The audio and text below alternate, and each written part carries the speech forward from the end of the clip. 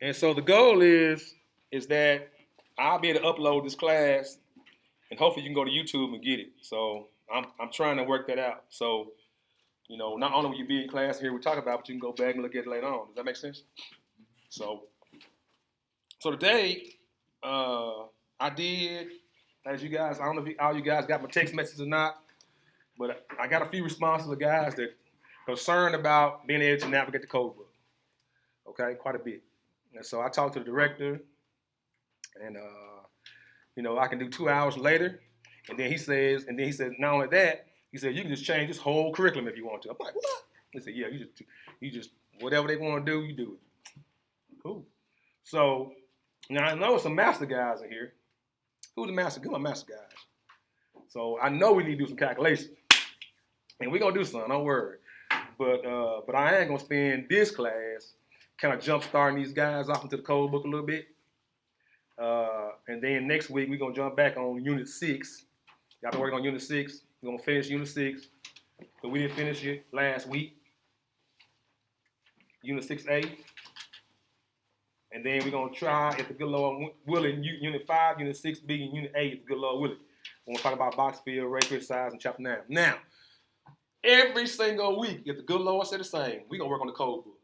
Every single week. How are we gonna do it? We're gonna literally together look at the question, talk about what the keywords are, go find in the code book.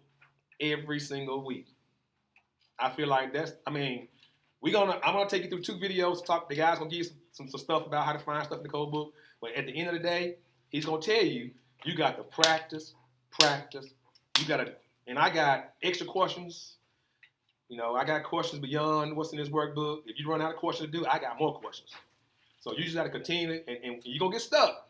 When you get stuck, Zach, man, I can't find this. And boom, let's look at the keywords. Let's see if we can figure out how to find that. Because I feel it's kind of tough to find. Okay, but we're gonna look at a couple of videos first, and then the little homework we had, we're gonna literally go through the whole thing today. Okay. Any questions?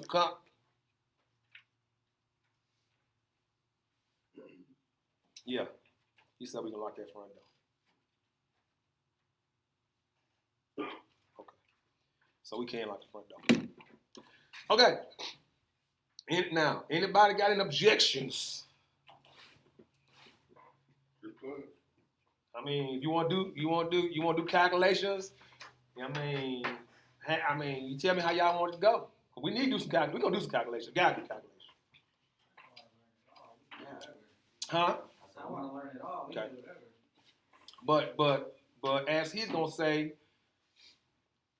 you taking the journeyman exam, most of yours gonna be code book. So we're gonna spend more time on code book than we are. I shouldn't say that. This week we're gonna spend a lot of time on code book. Next week, I'm gonna somehow figure out how to do both. I need to give my calculation guys about 3 hours. I'm gonna get a code book the last hour, and 2 hours. I'm gonna be here till 2:00. So if you want to stay over and talk about how to navigate the code book more, then every Saturday I'm gonna try to stay over a couple hours and make that happen. Or I stay over until you get tired. You're like, man, I'm ready to come done. Or I got it, whatever. Okay. So you want to look at a couple of these videos real quick. I'm gonna stop them. I'm gonna stop him every now and again. Okay. And just to maybe fill in. Okay. I'm not gonna bore you to death with this guy just talking. Okay. And this Mr. Hope, this is the guy that did your workbook, so he's the man. So I figured, why should I try to tell you what he can tell you? You know what I'm saying? Y'all ready? All right, here we go. Hi, I'm Mike Holt, and this little video is about how to use the National Electrical Code. Now, if you're probably watching this, it's because you don't want to have a whole lot of experience with the National Code, and I'll tell you my little story. When I first started the trade, this was sitting on the dash of a pickup truck and a service truck, and it was all white. And I didn't know why it was all white. And I decided I'm the electrician, or I'm going to be an electrician. I want to learn this. I opened up the code book, and I started reading. And you also, you have this on. I just sent you a link to both of these videos. I'm going to show you on your phone. Yeah, so you. I'm not getting anything. Okay. Make sure you're on my list. Don't forget to sign in, guys, too, today. At some point. Don't forget to sign in, okay? Make sure you don't these. So you should have a link on both of these on your phone. All right? So if you miss some, boom. Right? Here we go. You know, after a little while, I realized I'm reading and I have no clue what I read. You ever read something and you realize you're not even there? Your brain is zoned out and realize, okay, I'll put it back. Years later, I found out why it was white. Do you guys know why it was white? It's in the sun. It was in the sun. It was never used. It was just in the front of the pickup truck holding down the papers is all it was for. It really wasn't being used. Okay, so that was my experience. But after a while, I started learning how to use the National Lecture Code. So before we get to how to use it, let's understand the structure and the style of the National Lecture Code. Ready for this? Here we go. Number one, there's a table of content, and then you're going to have the code is broken down into chapters, chapters subdivided into articles, articles subdivided into parts, parts are subdivided into sections. Then there's tables and figures. Then there's going to be exceptions, there's informational notes, there's an annex, and there's an index. I didn't realize until just reading these last two slides, there's a lot of section. Okay, so if you look at the front of your code book, you should see that what he's saying. In front of your code book, you should see it's going to talk about chapter 1, chapter 2, and it's going to show you all the parts, all the sections, all the tables. All that is in the front of your code book. Y'all got that? Got that? You know how to do this? Yes. Y'all can see that? So that, the table of contents is also another method to help you find some if you can't find it in English. Does that make sense? So I just want to make sure y'all knew what that was. I want to make sure everybody, you got that, bro? You good? Okay.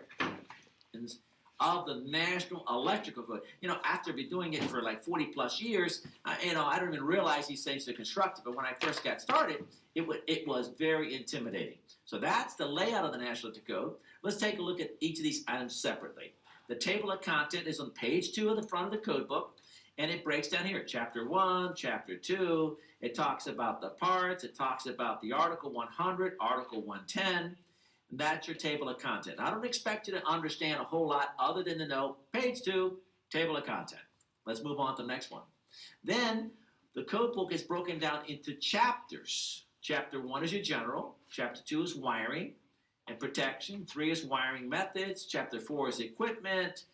Chapter 5 is special occupancy, special equipment, special conditions. Chapter 8 is communication. Chapter 9 is tables. Now, I'm not saying this for you to be able to take a quiz and know what the chapters are about. And I'd say I probably know the titles of all the chapters, but sometimes I get a little confused at times. So it doesn't really matter. I don't even know. I just know that when I go to get to a section, I need to know what chapter I'm going to be getting into the code book. And you'll see how that works out. The next thing is to understand that the chapters are broken down into specific articles. An example, anything that's a 100, Article 100, that is in Chapter 1. Example, Article 250, rounding and bonding. Chapter 2, Article 300, wiring. Chapter 3, I'm just giving an example of a common one. Article 430, motors. Chapter 4, hazard classified locations. Chapter 5, Article 500, swimming pools. 680, Chapter 6, remote control circuits. Chapter 7, 725 is the article. Communication circuits is Chapter 8, 800. So, okay.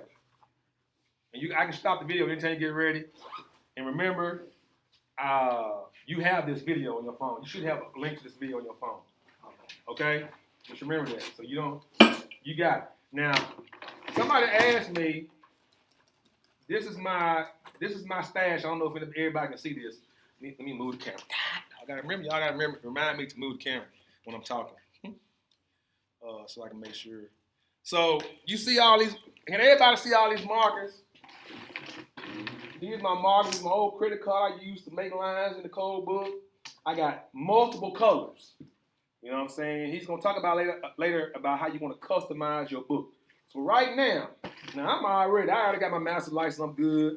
But right now I can see what he basically gave y'all was the articles that you're gonna see the most out of it. So if I was you, I would go in there right now and I would highlight Article 110. I'm going to do it right now. Article 110. Article 250 is grounding. I'm going to go through that, boy. So why? So when I start looking, that stuff going to pop, right? When I'm looking at that, look, when I'm looking at this blank page, I'm going to go to them highlight sections first. Would you agree? They're going to pop. So I'm going to highlight my joints. You know what I'm saying? Because I know that those are going to be the places that you're going to see the most questions coming out of. Does that make sense? So I'm going to highlight that, 300. I'm going to highlight 430 real quick.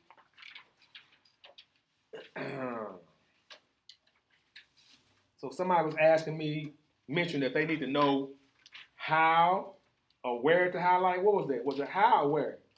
I can't remember. But they want to have some ideas of just how you go about the process of highlight. Well, that's how you want to highlight. We want to highlight anything that comes that sticks out.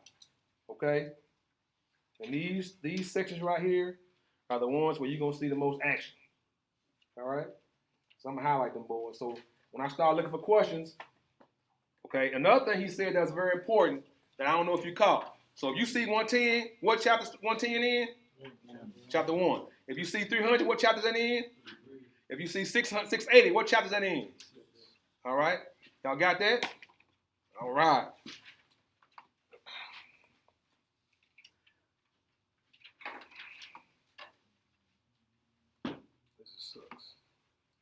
Code is broken into 9 chapters. There are articles within the 9 chapters, and as they're titled, 100, 110, chapter 1, 250, 240, 210, chapter 2, 400, 410, 430, chapter 4. So just kind of give you an idea. You have chapters, you have what is called articles. One more thing. Highlight 240. Anybody know why? 240 is going to be a good one, too. And 230. Yeah. 210. 230. While we doing this, we might as well go through. Any of you guys that Journeyman know, see stuff? 310. 314. If anybody else see anything, just scream it out.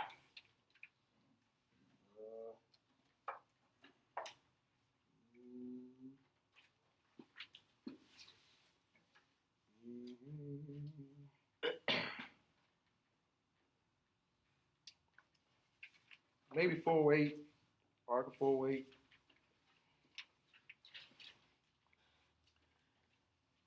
Some of these is kind of tricky. That's about all. 430. 430. Yeah, you should have 430 already. Hopefully 430. I had a lot of 424 on my last test. 424? Yeah, the fixed circle spacing. Oh, I was gonna, I was gonna say that one, but you had a bunch of questions. Yeah. It seemed like you only had like one in that, but I have all the hands. okay, 424.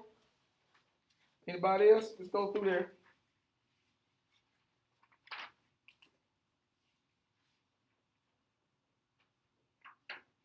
445 too. 445. Yeah, generators. Okay. 445.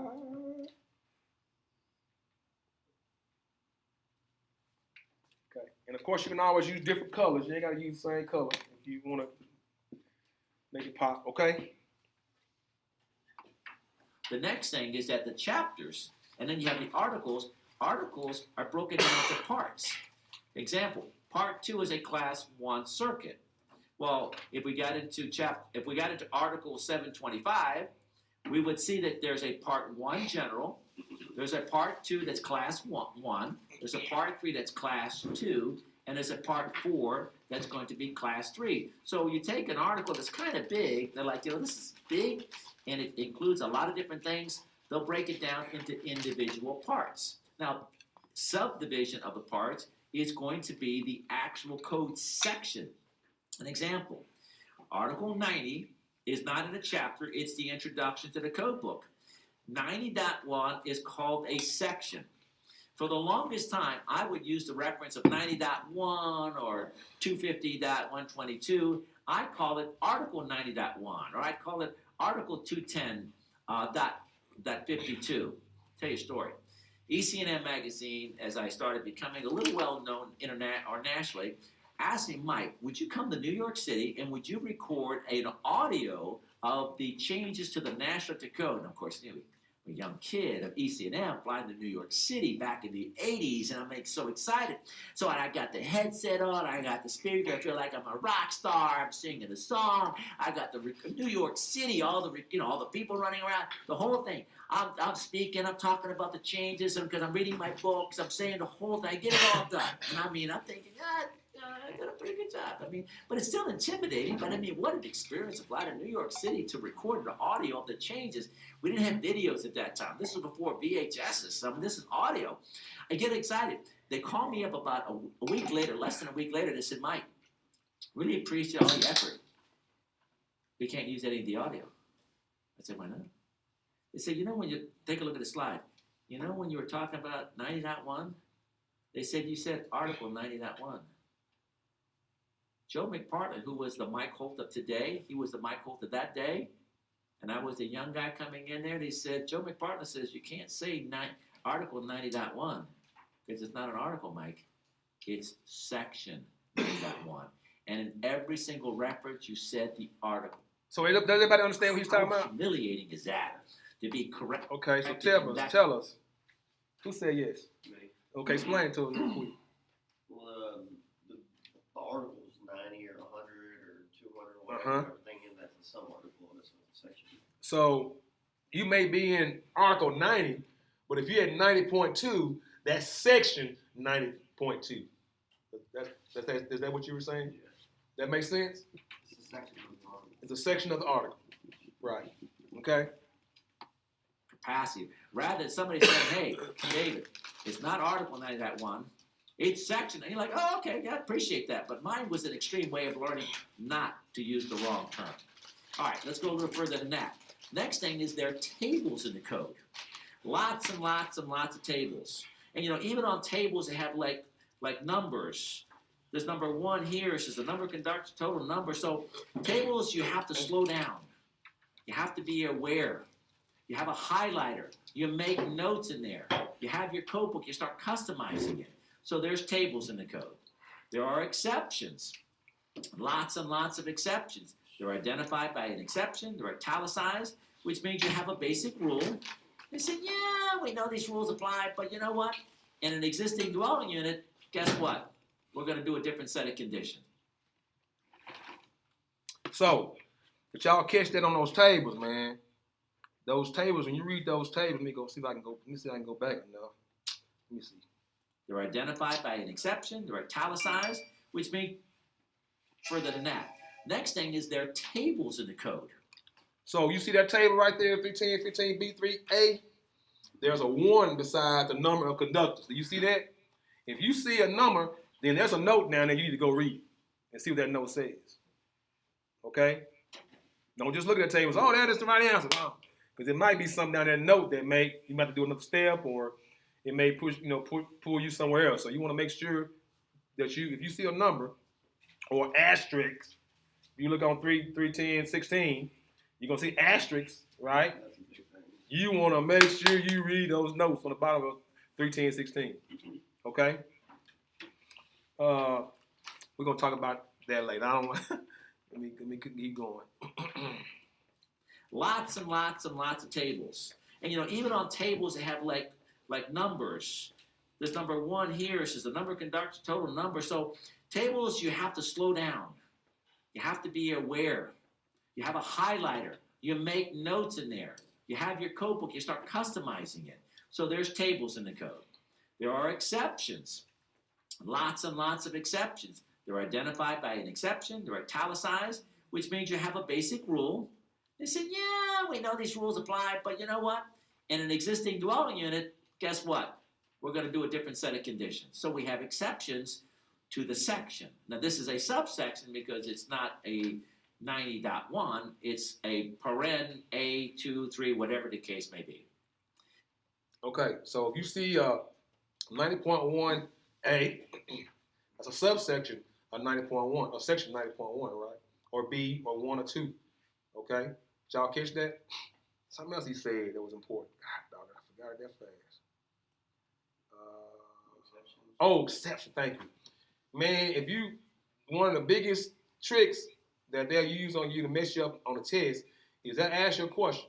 And you'll find a section and it'll say, oh, that's bad. And it had an answer, but it'll be an exception down there. They can change your answer. So when don't just jump at the first answer you see that matches the answer they gave you. You want to read, if you find out that the answers should be in this article, this section, this subsection, then and it has an exception, you want to read the exceptions too to make sure that you're still good. Okay? So you really gotta, I tell people, and I don't tell people, but I'm gonna start telling people that when you are trying to learn how or to understand what the code is saying, you have to read the code slowly. You go, like you're in elementary school, so you can understand what the code is saying.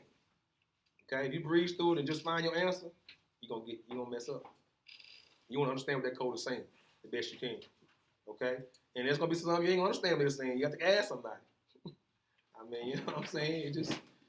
This book is y'all do know this code book is complex, right? It's a little complex. Okay, everybody sign in. All right. We'll keep going. Informational notes. Lots and lots of notes are throughout the National Literature Code. We'll probably have to do a search and find out how many informational notes are in the National Literature Code. And I don't know, I'm going to guess it's probably around 500. But we're going to do a little search right now with the electronic version and find out what it is. Now, what's an informational note is exactly what it says. It's information purposes only. It's not a requirement. It's just say, listen, you know what? Think about this, or hey, go take a look at this, or give this as consideration, or an example. What we're talking about is this. So it's not a regulation. It's just a way to be able to inform us what it is. Okay, let's take a look at this graphic and let's see what this says. So we're talking about the code contains provisions that are considered necessary for safety. So that's what the rule is telling us. Compliance within and proper maintenance results in an installation that is essentially free from a hazard, but not necessarily efficient, convenient, or adequate for good service or future expansion of electric use. So that's what the rule is about. They're saying the code is for safety. Do we have an idea how many informational notes are? A quick search was 881. So there's 881 notes to the code. Here is the first note in the code. This is 90.1b, adequacy. And the note says this: hazards often occur because of overloading of wiring systems by methods or usage not in conformity with the code. They're just telling you some information. This occurs because the initial wiring did not provide for increases in the use of electricity. An initial adequate installation and reasonable provisions for system changes provide for future increases in the use of electricity. Listen, the code says what? This is for safety. So the code is saying, listen, if you put something in, you got to make sure that you put it in so that when its system fails, it fails in a safe mode. That doesn't mean that if you do a calculation of 195 amps for a service, that you shouldn't use a 200 amps, because 200 amps will take care of 195, but the code says, well, information, just so you know, maybe you want to do a little bigger than 200 amps if your calculation 195 is information. The next thing is So real quick, what is the code? There's a saying in the apprenticeship class, the code is only the what? Bare minimum. Okay? Bare minimum just to make sure that, human beings are safe. You can go beyond that. Some of these, what's authority having jurisdiction? Michael, right? Yes, sir. Whose authority having jurisdiction? What? The authority having jurisdiction. Yes. Who would that be on your job? Yes, but there's another one. He's the one that decides. He's the one that costs you money or save you money. Yeah. Because if you say, no, I don't like this, I want you to redo all these, that just costs you labor, and right? So he's authority having jurisdiction. And also, the authority having jurisdiction is in the front of your book in Article 100. Definitions. I highlighted it. Okay. All right. So the code is a bare minimum, right? So when they're testing you, they just want to make sure that you can put in the bare minimum without burning some up. How many times, well, you guys are not, a lot of you guys are not residential guys, but how many times has you residential guys see the AC company change out the AC unit, condenser unit, and not change the breaker in the panel? Like all the time. So you got a unit out there that's rated at 25 amps. They got a 50 amp breaker at the panel. So what's going to happen to that unit if something happens? It's going to, well, the wires was probably rated at the original 50 amps, but that unit itself is not. So it's probably going to burn up. For that 50 amp breaker trip, that 25 amp rated unit going to burn to the ground. Does that make sense? So let's just show it out. I mean, you got to really show it out. Okay? All right. I'm going to break this up a little bit because I know this can get boring. I'm going to break it up with some stories, okay? So I had a situation. I'm going to give y'all a situation. I had a situation where this guy had a pool pump and he had a freeze guard. Anybody know what a freeze guard is? Anybody don't know what a freeze guard is? You don't know what a freeze guard is? So a freeze guard is this device that if the temperature gets below 30 degrees freezing, whatever it is, then it will automatically bypass the timer and make the pool pumps kick on to keep the water from freezing the pool.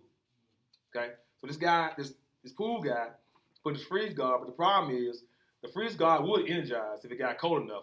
But if the normal timer kicked it on, let's say that night it was 30 degrees, the pool timer or the pool freeze guard kicked the pump on. Well, as the day got warmer, the freeze guard shuts off.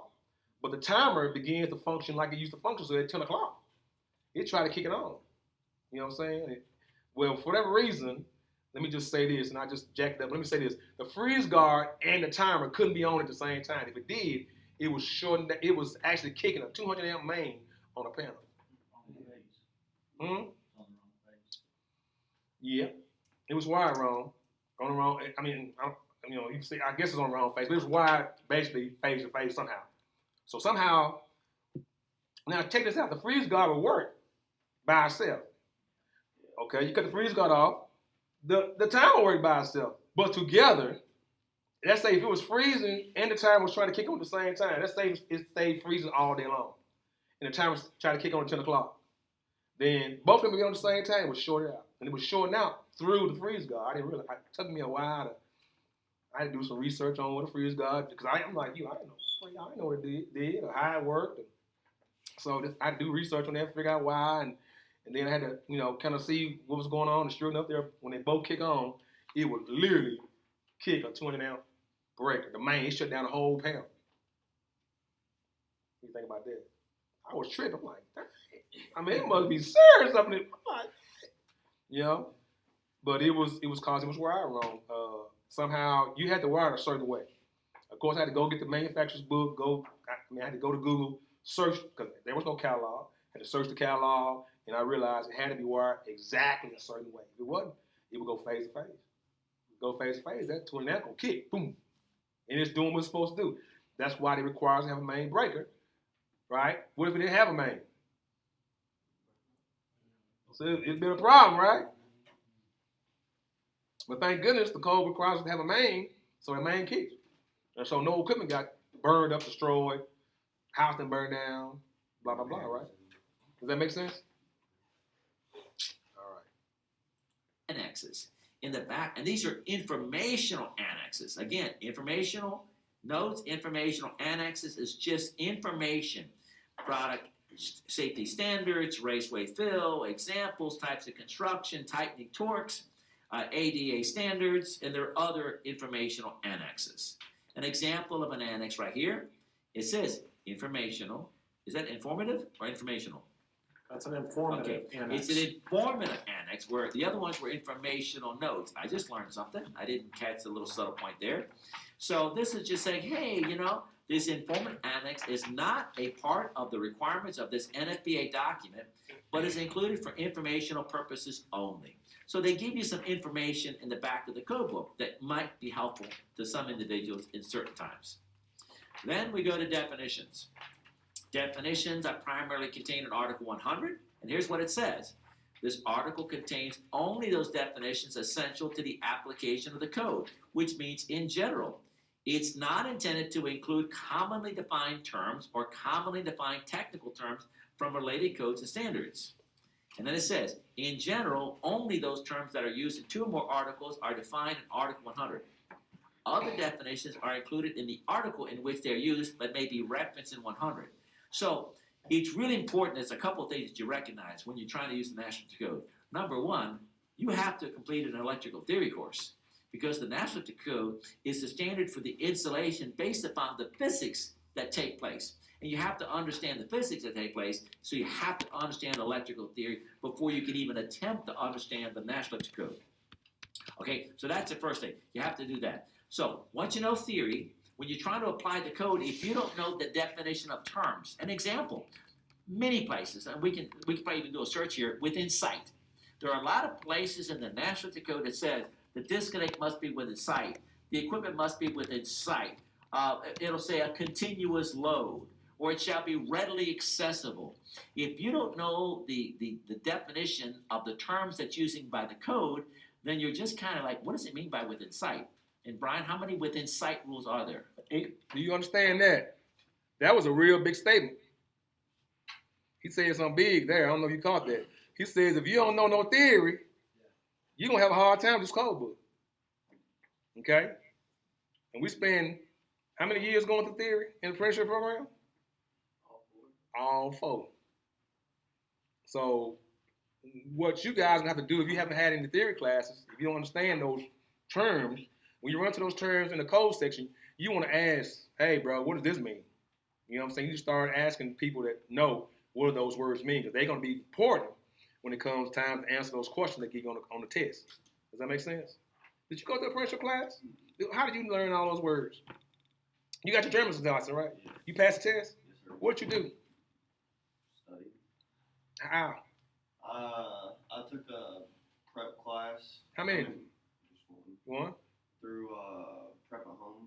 First time and when I went to take my German, I failed it the first time because I didn't do anything. Mm-hmm. I got this one, I did not have it. And then I took a Prep at Home thing through some company out in Dallas. Went to that and then passed it. And they go over all the terms and Yeah, so they have like a computer program that it's basically this workbook but on your computer, and they basically say that 3/4 of those questions will probably be on the test, which they don't really know that, but they do that, and then they have in stuff that teach you how to use code books and calculations too. They do a lot of calculations to that thing. oh yeah, okay. So you got how much time would you say? That's a good question. Did you put into passing the German exam? A lot. Well, I mean, hour a day, 2 hours a day, Probably more. 3 hours a day, Yeah, probably roughly. every night. Because all I've ever done is pools, swimming pools. So I mean, I didn't know half the crap that was in there. So I really had to apply it to be able to pass it. Anybody else can testify to it takes time. You got to really hit the books. You got to really spend time in the books. Now, I want to clarify something real quick. Now, when you say study, was it just you going through a bunch of questions and then looking them up, questions looking them up, questions looking up? I mean, how'd you really study? So whenever I did my Journeyman's, it was that. But whenever I didn't understand something, I would research into it at the same time. So it took me. That's why it would take me the 3 hours. So if you saw something you're like, I don't know what that is, you would go and do the homework. I would either go to Google or talk to somebody that would be able to explain it better to me.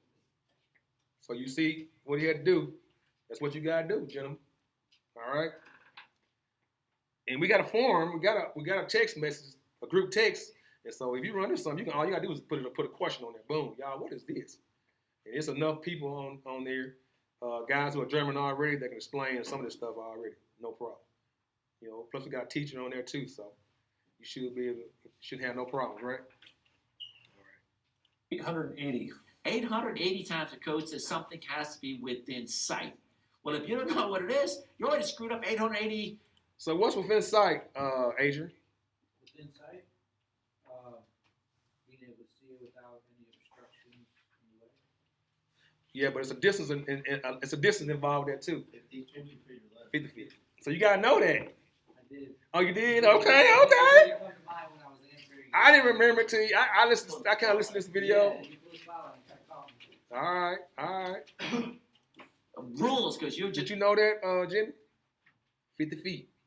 So it could be 75 feet, and you can see it, but if it ain't 50 feet, it's still considered not within sight.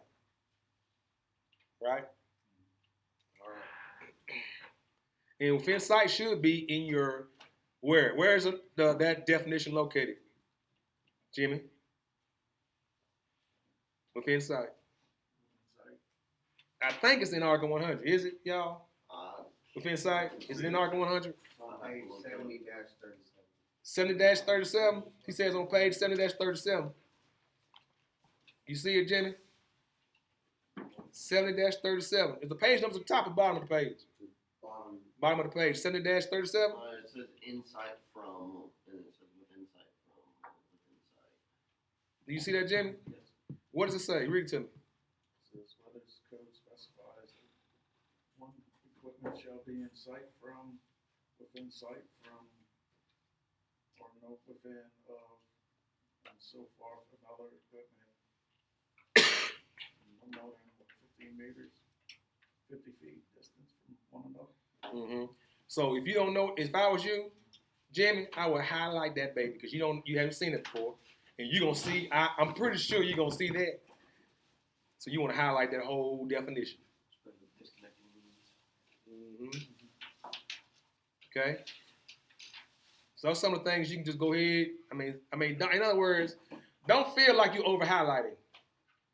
Okay, highlight anything you feel like, I ain't gonna remember that. Let me go highlight that. You know what I'm saying? All right. just try to make up what you think it is. And then in sight 100 tells us this. You got to be able to see it, but it can't be more than 50 feet away. So if it's 75 feet away and you can still see it, it's not within sight. So we have to know the definition of the term. So that's contained in Article 100. But 100 made a reference that sometimes there's definitions that are contained within the individual article, such as in Article 406, which is what? Chapter 4, receptacles, let's say, the definition, because later on, the code is going to talk about tamper-resistant receptacles that are going to be installed in child care facilities. Well, what's a child care facility? Well, since there's requirements in 406, which is receptacles or tamper-resistant receptacles in child care facilities, but see, child care facilities is only used in Article 406. So that definition will not be in 100 because it's only applicable to Article 406. So let's take a look at that. What is a child care facility?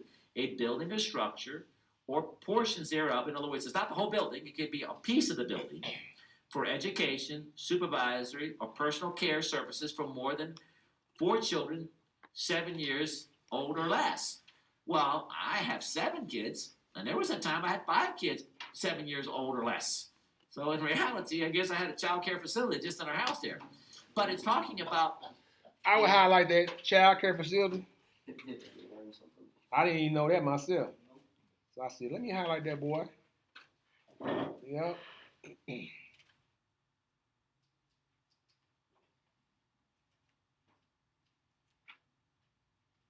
And look at the next word while you're at it. Rerun the video so give us reference. I'm sorry? Rerun the video or just put it up. Yeah, it's I'm sorry, it's 400 406.2. 267. Huh? 267. Page 267. Sorry, bro. And there's another. What about this outlet box hood? Y'all see that? Mm-hmm. What is that? What is that? Read it. Somebody read it to me. That's a housing shield intended to fit into the faceplate of a flush-mounted wiring device. Somebody read that and tell me what that is. Read it out loud, please, if you don't mind. Or an integral component of an outlet box or of a faceplate for flush-mounted wiring devices. The hood does not serve to complete the electrical enclosure. It reduces the risk of water coming in contact with electrical components within the hood, such as attachment plugs, current tap, surge protected devices, direct plug in transformer units, or wiring devices. So what is that? Is that those little plastic covers that go on? That's a bubble cover. Yeah. So guess what I'm finna do? My nice little red marker, this felt tip pen, right above that, I'm gonna put bubble cover. That way I ain't got to worry about ever trying to figure out what that is, right? So I don't know why they just can't say that. Or an in-use code. That's too easy. I don't know, brother. Just come out and say it, you know? They can't afford to let everybody be journeyman electrician and master electrician, so they got to make it hard on them. You get that email? Which one? You get a 7,000 hours now. Yeah. Don't think about it. You still got to, I mean, they ain't going to give you a license till you get 8,000 anyway. yeah, you can take it early. Yeah. I mean, you can take it, but you can't do nothing with it. I thought they issue it. No. You got to read that. Look, you got to read the whole email. Say, my boy called me up. Hey, man, I'm finna go take a test. I'm like, bro, they ain't gonna give you a license till you get 8,000 hours regardless. So, So it can be faster. yeah. But they trying to make the process fast, I guess. 6 years? No. What? 7,000 hours, 3 years. 3.5. Yeah. No, No, that's for There are places where you're going to have kids. Journeyman. And so therefore, when you have children, child care facilities, there are requirements in the National Electrical Code. So we need to know Article 100 definitions, and then we need to realize there are terms used in specific articles. Now, the last part of the code is going to be the index, which is in the back of the National Electrical Code. Now, index, I think we all understand they are. They're going to be alphabetized, readily accessible, Article 100. Let's talk about something else. Cranes and hoist, 61051. Access to working space. See working space. We'd have to go down to working space. So you can see some examples. Feeder and load calculations, Article 220. Brian? I just think it bears mentioning here that the index can be kind of frustrating. The index is the terms as they're used in the National Electrical Code. They're not necessarily what we might call things in the field. They're not necessarily what we might order from the supply house. They're not necessarily, we even use terms incorrectly because we don't realize what they actually mean sometimes in the field.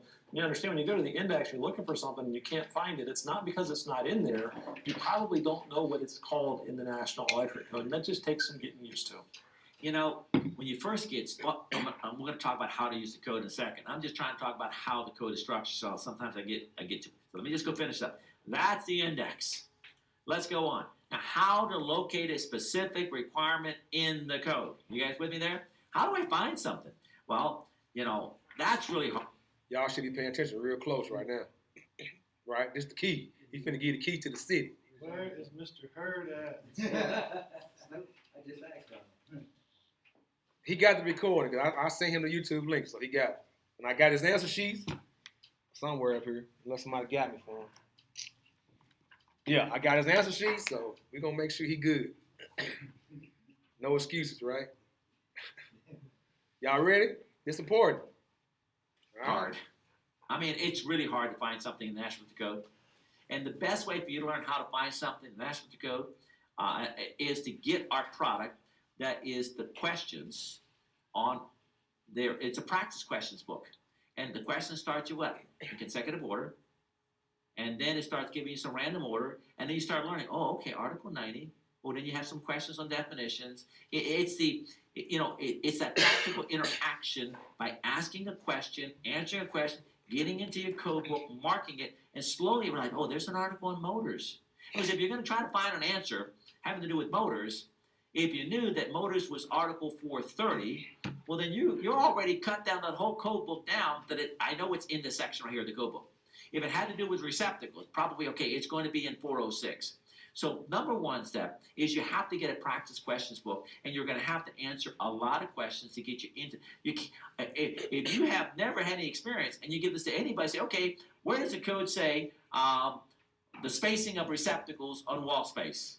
Well, there's no way you're ever going to find that. There's no way you can go to the index, I'm sure. You're not going to go to table of content. You're going to have some experience first before you get into that. What were you going to say, Brian? I was just going to say, when I first kind of got into the National Electrical Code, it was really a curiosity more than anything. I was younger, maybe 15, 16 years old. It's at the supply house. I think they had outdated versions of the code book cheap because the new version had come out, and I bought one. And I actually just started looking up the things that I was helping my journeyman do. Oh, we're going to install receptacles. I just started trying to figure out, well, where do you look in this book to find out about receptacles? And I really didn't understand a lot of what I read. But as I went on and I progressed through my career, I always would go back to the book and like, okay, well, we're going to put in a high leg service here. And I don't remember exactly what all the rules are on that. So I try to look up some rules. And I think over time, you just start developing a familiarity that the questions certainly help develop, but it starts to become real life. If you want to learn the code book fast, I can tell you my total thing. You get the practice questions book, and you go through that, and you answer every one of those questions. You are peppering and finding little tiny things. You're scratching this and that, and it would take you forever to be able to learn. But if you go through 3,000 questions, you go through that whole book, boom, you got it. So that's a 3,000 questions. In this book? And I got more if you run out. But that's the only way. Look, there ain't no quick. That's the only way. You gotta become familiar. My man said last week, he said, man, we got to get in this book.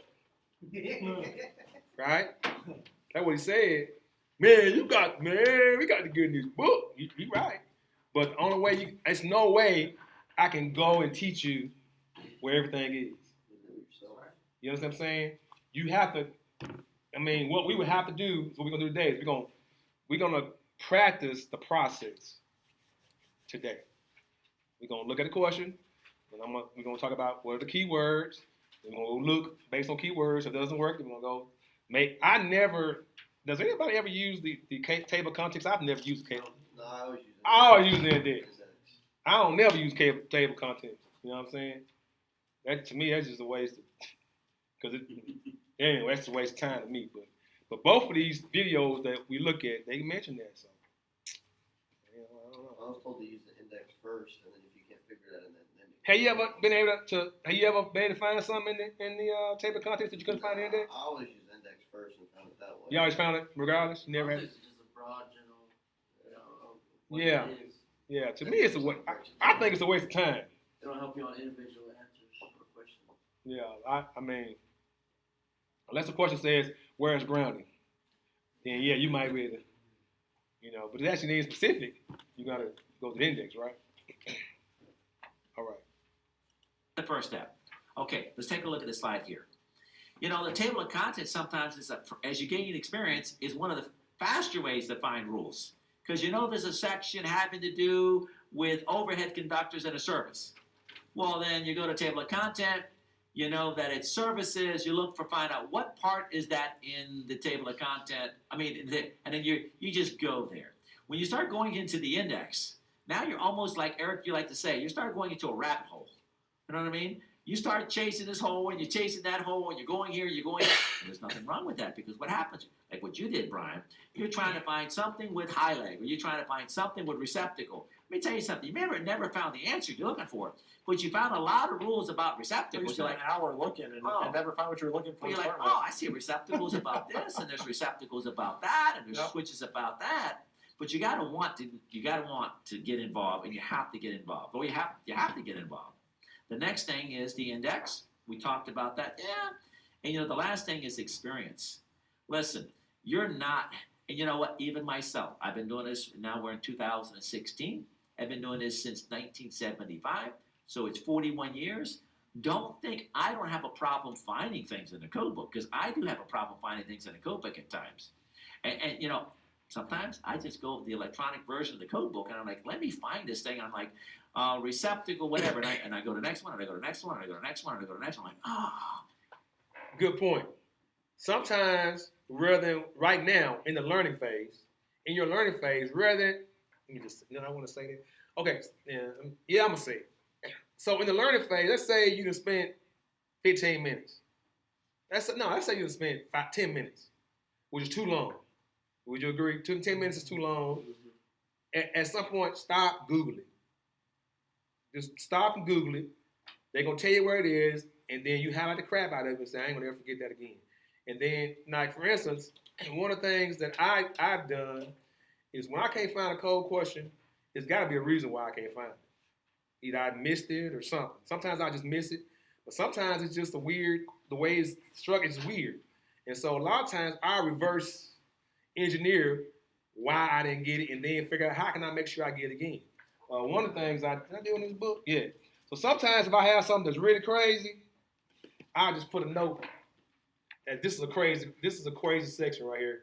If I ever get to a section I can't find, I just make a little note. And what was it about? I don't remember. This one right here was about protecting the electrical grounded conductor with conduit.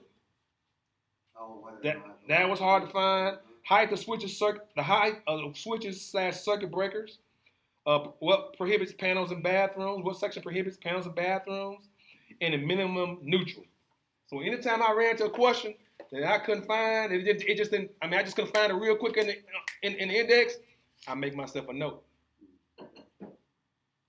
of where it is. Does that make sense? That way I don't have that problem no more. So if you spend over 10 minutes, don't get, you get frustrated pulling your hair out, Jimmy, Google it, Google a question, right? It'll tell you where it is, and then say, okay, now why couldn't I find it? Figure out why you couldn't find it. Was it because of a word? Had to be something, you were looking at something that was leading you, as he says, down a rabbit hole. Does that make sense? You got a question? That's you under an exam. No, but I'm saying while you practicing, if you run to a question that it just don't, it ain't coming, you can't find it, then you use Google to help you find it, and then make a mental note. Figure out why you couldn't find it. It had to be a reason. Okay? And if it's just sometimes, like for instance, the definition of a child care. How would I would have never known that. Where would you find? The only way you would have found that you had to Google. It's hidden back in that section. It's hidden. It's literally hidden. Would you agree? I should make a note of that one anyway. What was that one anyway? Anybody remember? 267, Article 406. 406? I'm gonna write that down for myself. So definition of child care.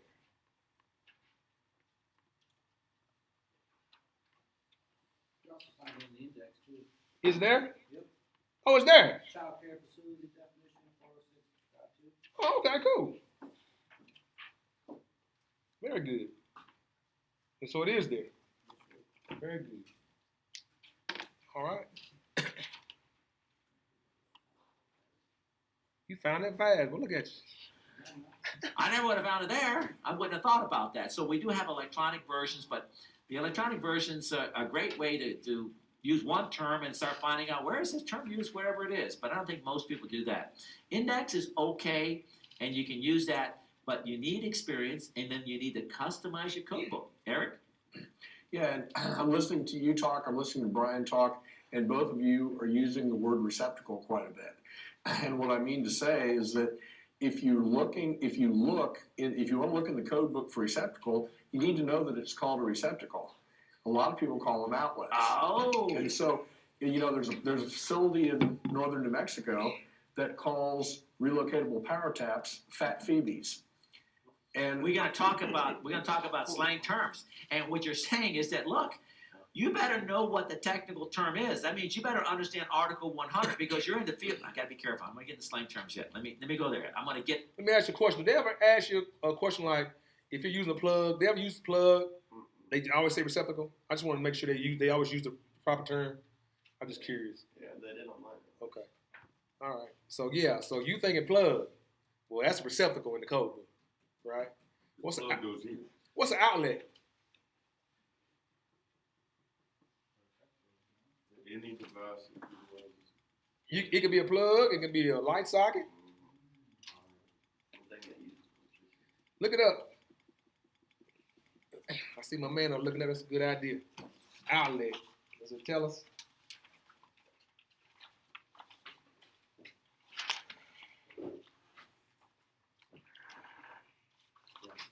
Point, No, go ahead. point of wiring at which current is taken to supply utilization. Okay. You might want to highlight that, boy.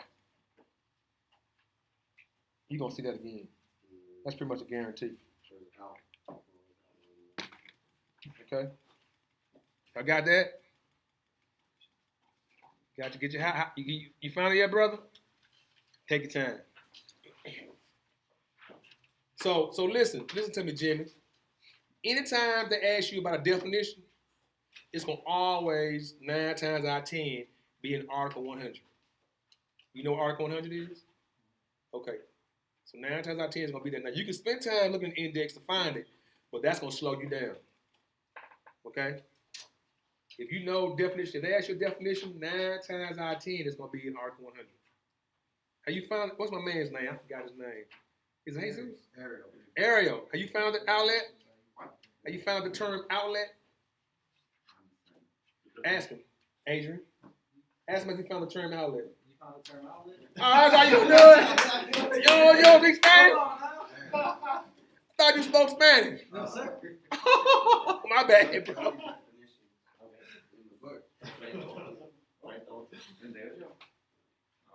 See? No.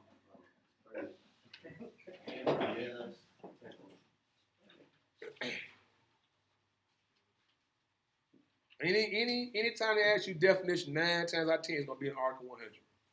9 times out of 10. So I would risk that 90% to see if it's there. Can you help Jimmy real quick?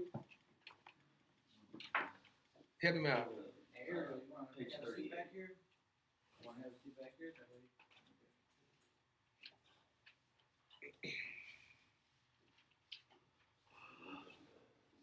That's her. So all your definitions gonna be in Article 100. In fact, Mr. Jimmy, what I would do if I were you is I would go to the contents, table contents, and I would maybe circle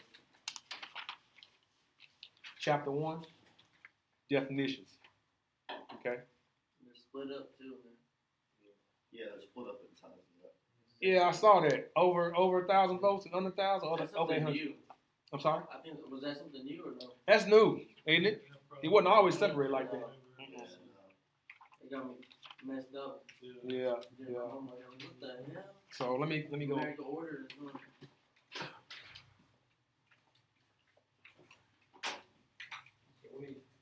You found it?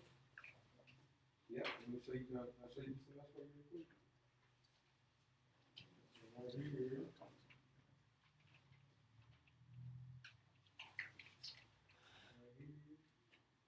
Is also.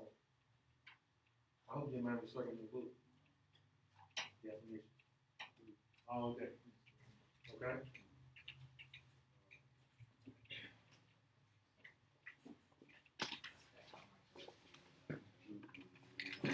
Y'all good? Everybody good? Everybody got it? All right. Get there in a second. When you customize your code book, you have to have tabs. We happen to have tabs that are color coded that actually matches our textbook. So like the first chapter, 110 is red. If you go to our textbooks, we're going to have red. If you go to chapter 2, all the chapter 2 are going to be blue in our textbooks. So all our text would be blue, and so you're going to tab. And then, of course, let's go to the black ones. The black ones is going to be 410, 410, 422, 424. All the chapter 4s in our textbooks in chapter 4 would all have been black. Black borders, meaning there's a black border in our textbook. I'll show you an example here in the textbook itself. Our textbooks have a border. So we make it a point to try to make it a little easier if you take a look at the edge here. So when you go use your tabs, there's an interaction between our programs and, of course, our textbook. It makes it a little easier with all the different graphics that's associated with an item there. So that's about our book. That's not about the code book. Yes, Bruce? I want to say one thing, that this book, to me, when I first picked it up, was huge. Okay? And then everything Mike is explaining to you, going through the questions, going through Mike Hall, buying his products, it just shrinks the book down. Everything is just so much smaller. Than, I was so overwhelmed when I got into the code. And then when I started studying the code, everything started to get smaller, smaller, smaller. You know what I did at one time when the code book came in a loose leaf? I took all the papers out, and I took everything out of my code book. When you get a little bit of knowledge that have nothing to do with anything I would ever do, X-ray equipment, the snow melting equipment. You follow what I'm saying?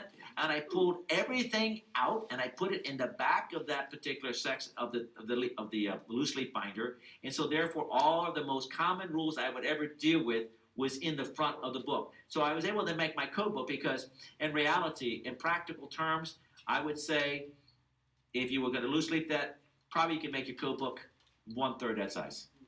Because there's so much in here that's so unique, so special, that doesn't apply to almost most individuals. All right? So how to locate a specific rule. David, top number 2 in the country in 2016, Top Gun code competition. What do you do to try to find something? Actually, I did exactly what you said in preparation. I used whatever questions I can find, had your questions, and I went through, and that's exactly how I learned to get myself through and familiarity with the code. Anybody else any comments on how you find something? Let's talk. Yeah, Eric. Like I said, you've got to know the terms, and I stress this so much with my students that if it's a relocatable power tap, get in the habit of calling it a relocatable power tap. If you want to know what a receptacle, get in the habit of calling it a receptacle. Don't use slang terms. It is so important. Otherwise, you can't find anything. Yes.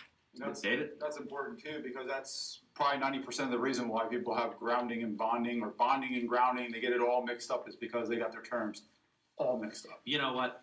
And I'm not trying to plug my products, and that is that the advantages of our training programs, our books, our DVDs, are specifically designed for the electrical installer, the person in the electrical industry, giving the tools and the knowledge and the understanding of both the electrical fundamentals, the National Electric Code, the electrical calculations, and the words so you can specifically find it. Bruce? They're like treasure maps. You have a treasure map, Mike Holt, he'll navigate you right to where you need to go. Brian? Well, I want to just take a second to talk about, we were talking about tabs and customizing and that it's designed for the people that actually are using the book. And I think the thing that I have learned the most since I've been here is this. If you can't learn how to get the information out of the code book, then the code book doesn't do you any good carrying it around, leaving it on the dash.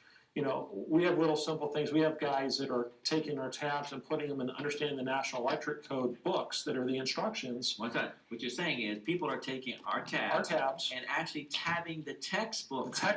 And our books. Now when Make they're it easy for them to use our book to find Sure, them. so they're studying in our books, right? And they get to a section and they're like, ooh, so they find the matching tab in their code book, and now they can just open up both books. They've got them side by side, and they're able to go through and see, oh, this is what the code means, because our language is designed so that somebody can understand in a very simple way what the requirements of the National Electric Code are. I wasn't thinking about that, but if you're trying to use the National Electric Code, you have to be able to understand what the National Electric Code says. Yes. And that's where our strength is with all the illustrations and all the graphics.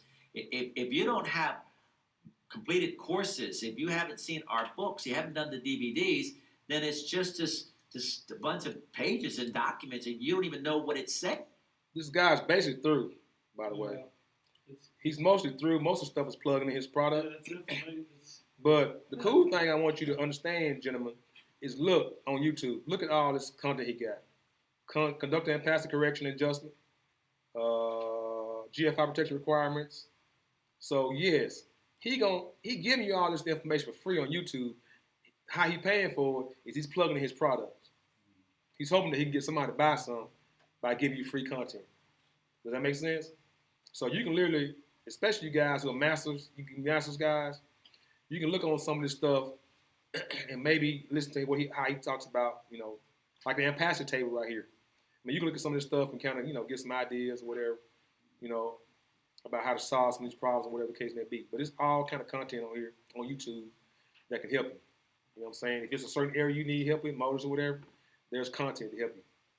Okay? So you want to use all your tools. I'm gonna see if you say anything else important. If not, we're going to go to the next video. We used to use a lot of his curriculum in our program. Oh, yeah? Hey, because you don't understand the context, you don't understand the illustration. You need to be able to have some tools to help you, and that's part of understanding the National Electric Code, right? Well, so coming at it from an instructor, and I've got students and I'm trying to prepare them for their journeyman's examination, one of the biggest failings that I've seen in a lot of program offerings is that they're not preparing them using the National Electric Code. And so you have somebody that learns some things that they really don't know how they relate to the code book, And as you go through the books, if you have the code book and you have our textbooks and they're side by side, you're actually learning how to use the National Electric Code Code book. And also, and if you're going to go take a the physical National Electric Code book and having a discussion, then you're never going to resolve that issue between the individuals. So number one, have the code book. And also, a reason of having conflict, the individuals have no training in electrical theory. They don't even understand why would the NEC say this, because they don't have the understanding of the physics. You have to understand the physics before you can understand the National Electric Code. And the third reason individuals have problems is because they don't have any real-world experience. Now, one of the advantages of our training programs is we have this most amazing set of graphics, and we explain things in the simplest way that you're going to get an experience that you would never have received because you might not be doing that installation. But by watching the DVDs, by looking at the graphics, by taking a look at the text, and then getting your code book, by taking practice questions, you're going to start building some confidence. And you have to understand, I'm talking to those of you guys that are just getting started, okay? Well, guess what? You are the next future leaders. You're the one that's taking the next generation. Mike Holt is going to be gone here. And what I'm hoping to do with Mike Holt and Mike Holt Enterprises is to be able to provide the knowledge and the information and pass that baton on to the next generation so that you guys can do maybe a little better job than what I had and my generation is going to be. So I don't want you sitting there thinking that none of this matters at all. It really, really matters because you're the one that's going to be taking the leadership role in the future. And we're depending on you. And I'm hoping that what we do as Mike Holt Enterprises and everything that we do is completely dedicated to making sure we help you become better prepared. And guess what happens when you get better prepared? You start getting those opportunities. You start making more money. You start feeling more confident. And more important than all of that is you were providing safe electrical installations. You don't want to do something to kill anybody. So I'm done with about how to use the NEC. I'm sure we could do more, but I'm going to stop it there. But I'm going to ask our team members here that's helping us on this particular one, any final comments that you'd like to say? Bruce? Yeah, don't let the inspector be your teacher. Or don't let anybody be your teacher. Yeah. Absolutely. Anybody else? All right. Well, listen. Continue your quest. All right. Any questions on this little video? I know there's a lot of selling going on there, but So I was curious about his selling. yeah. DVDs he's selling on $500. Oh, yeah. This is ridiculous. Yeah. I saw this on here real quick. Let me just show you this too. This is another one. 0.3C repaired. This guy, this lady right here, NEC code practice test. takes you through a whole This test. test has 60 questions with code explanations. Good luck and let's begin. Question 1. The pit area in commercial garages, repair and storage areas is classified as Class 1, Division 2. You'll sit on the test. Oh, What's this yeah. one? I actually had that exact question. You'll sit. I had that exact Did question. you? What's this, this link to this video? Oh, one second. Hey, man, how you doing? All right.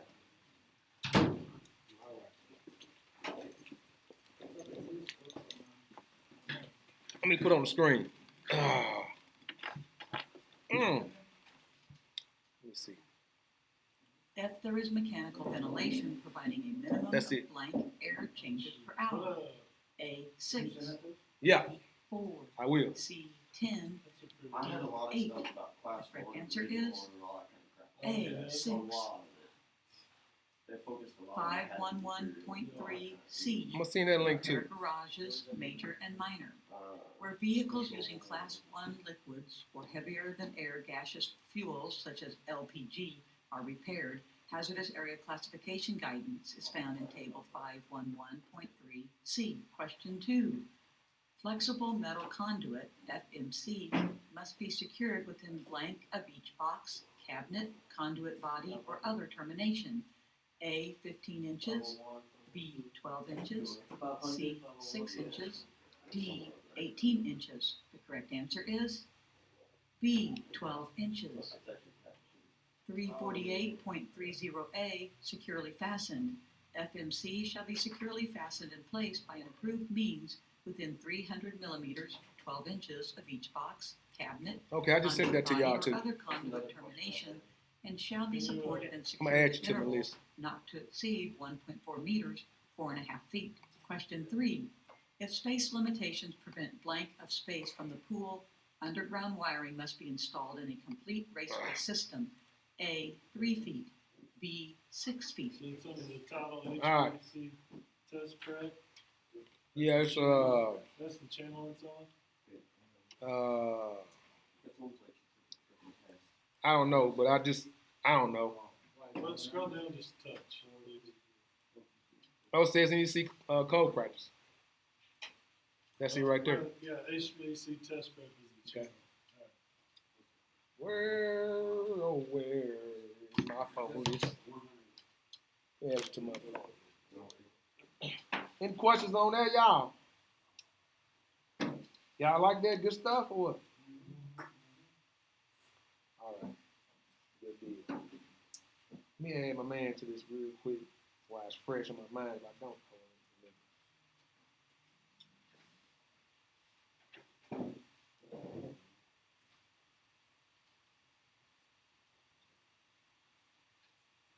we got one more video, and then we're going to do some work.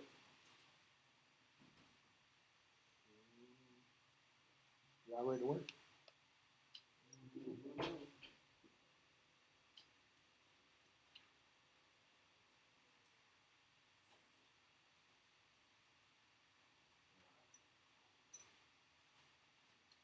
Do you want me to see those links, bro? Or you got it? You got it? Let me send it to you.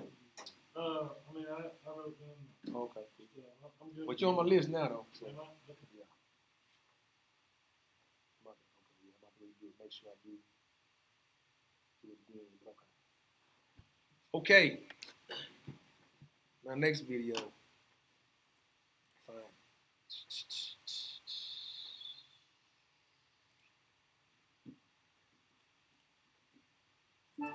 Grammarly does more than catch errors. With Grammarly, you can find our steps and processes. Hey guys, it's Perry with electricalcodecoach.com. I'm really excited about this video. I'm going to teach you 3 ways to find the answers in the electrical code book. This is a step-by-step guide. We're going to be looking at what I call lookup questions. Now, when you're dealing with processes, with load calculations and different things, you have to practice those steps and master them. But a lot of your test is just going to be questions that you have to look up. And it seems like that's what everybody, including myself, struggles with the most is just looking up questions and being good at it. It took me a long time of beating my brain, learning the keyword index process and the other 2 methods that I'm going to teach you today, where I can almost look up any question that you send my way, using one of these 3 methods. We still get stumped every now and again, but if you use these 3 methods, you'll be able to find almost any question. What's better than that is you'll be able to be out in the field and take any problem that you face and you need to know what the code is about it, turn it into a question in your mind, and use one of these 3 methods to find the answer. So this is something you can use for testing and practically in the field. I'm really excited. Let's go ahead and jump right into the video. Okay, so we're going to learn about 3 different methods today. We're going to learn about the keyword index process, the table of contents method, and the reverse lookup method.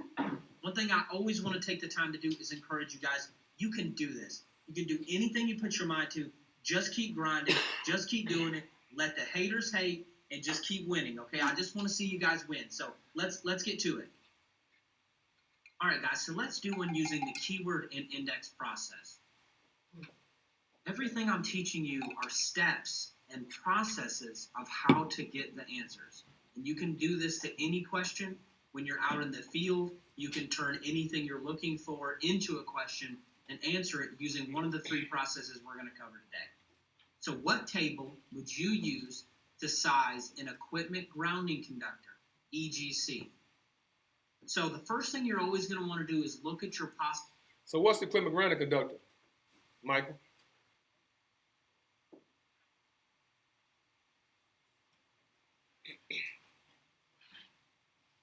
Troy? I know you know. Tell me. A grounding conductor, equipment grounding conductor, that's going to be the wire that's running from our service to the electrical. Say it again. I just didn't hear. I want to make sure I heard what you said. Right. Now I'm thinking, did I mess it up? Equipment grounding conductor, that's tying the equipment to the ground, the wire, the conductor. To the grounding system? Yes. Okay. Oh, I thought you were asking me. I'm sorry? It's on the branch side?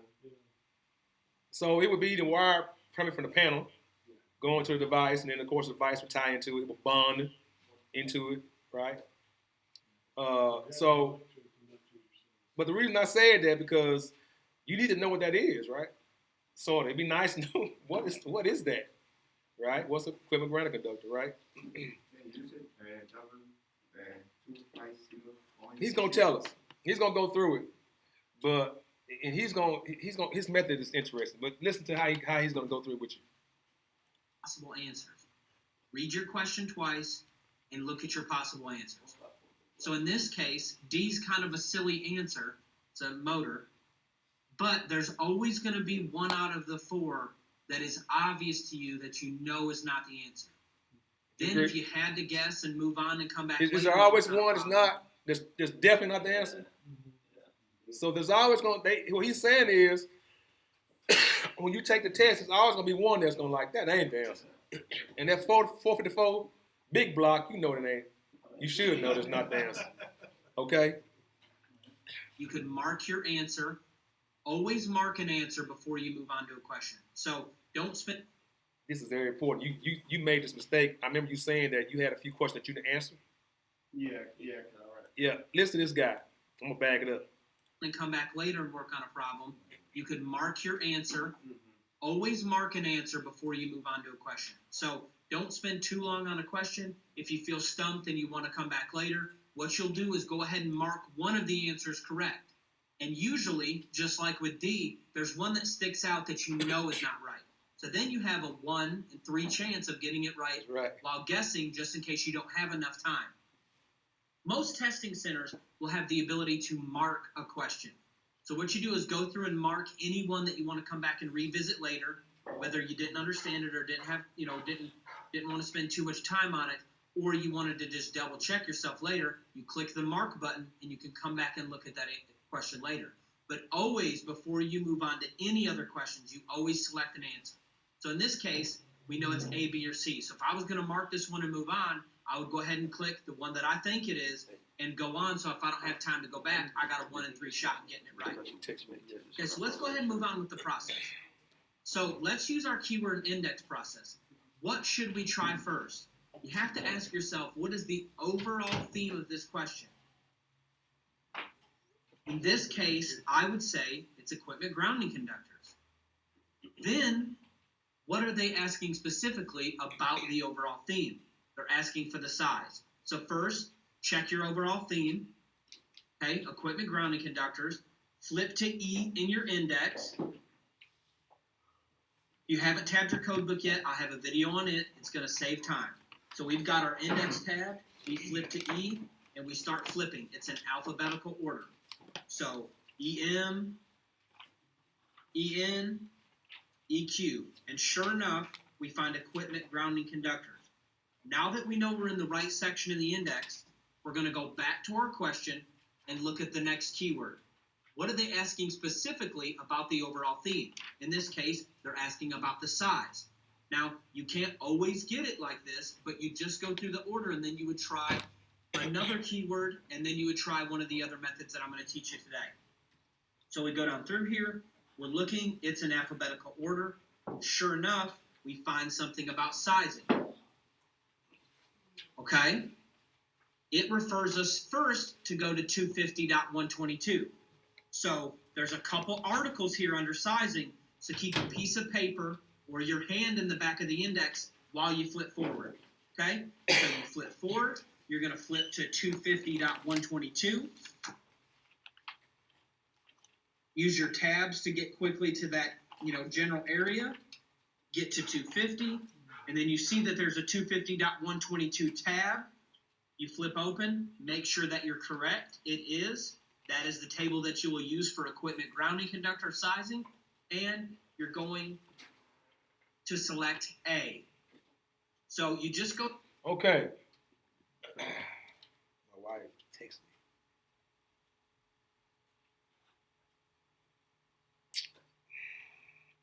Okay, so basically, I would have done it that way. Would you have saw it that way? I would have started looking at them sections. You know, that too, yeah. Yeah, I mean, I would have started looking at, okay, 250. You know, I would have went to the index, the insides. I mean, anytime they give me a section, if they give me information, that's almost a gimme. To me, that's almost a gimme question. All I gotta do is find out which one of those sections talk about that. That's it. And it's talking about table 2. Well, I don't know, you don't know that, but well, it does, yeah. It's talking about table 2. That's, to me, that's a quick, easy answer. To me. Without spending time looking at the index. Now, if you don't have tabs, you go. Yeah, if you ain't got, that's true. You ain't got, you ain't got tabs. But if you ain't got tabs, you can go 250, start looking, right? So, I don't know if I'd have went through that process. Anybody that went through that process, I don't think I would have. I just look at that. Me too. I'm finna look at, you know what I'm saying? There's only three of them. There's only 3 of them, you know what I'm saying? And if you, if you somewhat familiar with the code book, you kind of know what to look, you know, a little bit, okay? So that's, but the way he's saying it will work. You just got to figure out which way works best for you. You know what I'm saying? But if they give me a section, if they give, they saying, bro, which one of these is right? I'm finna find that boy. Yeah, man, I'm finna find that boy. That's a gimme. That's a gimme question. Does that make sense? All right. Go through this process on every single question. If you cannot find it in the index using the keywords, you're going to use the next process that I'm getting ready to show you. Okay, so now we're going to look at the same question, but we're going to look at the table of contents method. What table would you use to size an equipment grounding conductor, EGC? Once again, the first thing you do is look at your 4 answers. Try to discount any one that sticks out. Real quick, before we do that, did anybody have problems finding table 250.122 based on the index? Did you find an index? You did. Everybody found an index? Yeah, I didn't. I just looked at the tablet. I did not see Okay, well, I mean, I'm just saying, if you did look at the index, did you find it?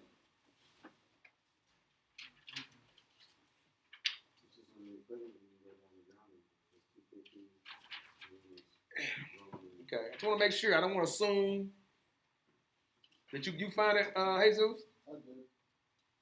Okay, I don't want to assume that you found it, Ariel. You found it in the index?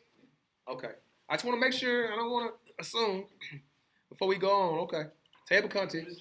Then you always look for the overall theme of your index. He looked at the index, yeah. Yeah, where did you find the index? It's on the, okay, if you look at the index, you look on the equipment grounding, Equipment grounding conductors. Yeah. and then you're going to look up on the sizing.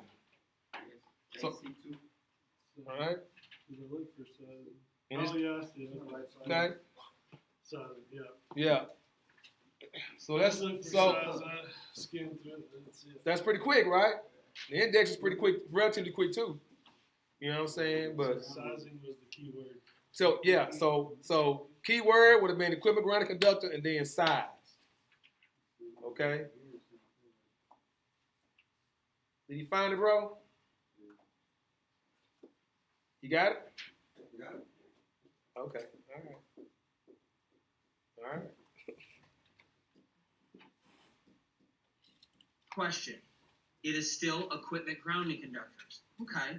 So we head to the index. Imagine we can't find anything.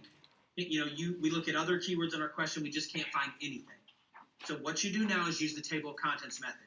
You close your code book, and there's a contents tab right there at the beginning. You use your contents tab. You flip open. Starts on page 2. And, this question's talking about grounding and bonding. If you're, more familiar with the code book, you can say, hey, grounding and bonding is Article 250. Find Article 250 in the black bold headings on the bottom left-hand corner on page 2, and then just start looking for equipment grounding conductors and follow the page number. Say you don't know anything about the question, I'm going to teach you a method on how to do it.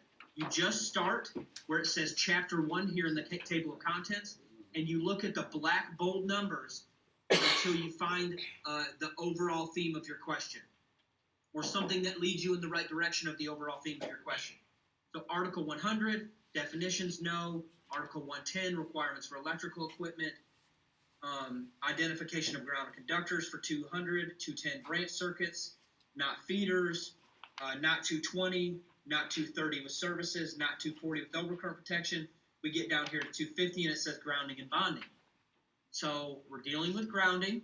Now what you're going to do is look at the parts, the part numbers. So part 1 is general, part 2 is system grounding, part 3 is grounding electroconductor. We feel like we're on the hot trail. Part 4, part 5, when you get to part 6, it says equipment grounding and equipment grounding conductors. That is the overall theme of our question. So we're going to look here, and it takes us to page 121. So we flip to page 121. We leave a piece of paper or our hand in the table of contents just in case we need to flip back. So we quickly flip to page 121.